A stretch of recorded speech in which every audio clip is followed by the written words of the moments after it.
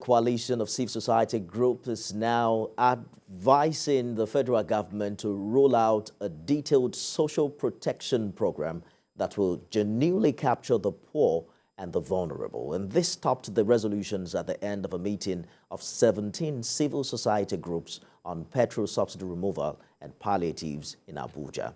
TVC News' Jockey Adisa reports. Subsidy removal is still a topical issue in Nigeria's polity.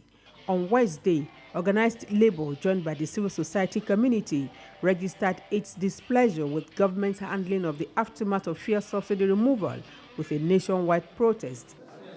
Now that both parties are back on the negotiation table, this coalition of civil society groups seeks an early resolution of all issues in dispute. As organizations who work with vulnerable people who would not be represented on the negotiation table, think that we must speak out on how must we include people who are excluded on the negotiation table to be part of the process of being protected in the current dispensation. The group recommends what it calls strategic communication of every process and stage of the implementation of the social protection policy. It also calls for the release of the register of beneficiaries as it seeks transparency and accountability in the entire process of palliative provision. When we refine products in our country, they will be bought in Naira.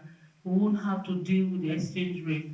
The cost, the pump price of oil will come down, and also utilize our gas, promote the use of gas so that people, the issues we have with transportation and others can be addressed. We are recommending that the process for increasing the minimum wage should commence immediately at the federal, state, and local government levels, and by private sector's employers. The civil society groups task government at federal, state, and local levels to increase investments in basic education and primary health care as a way of creating increased access to social services for poor and vulnerable Nigerians.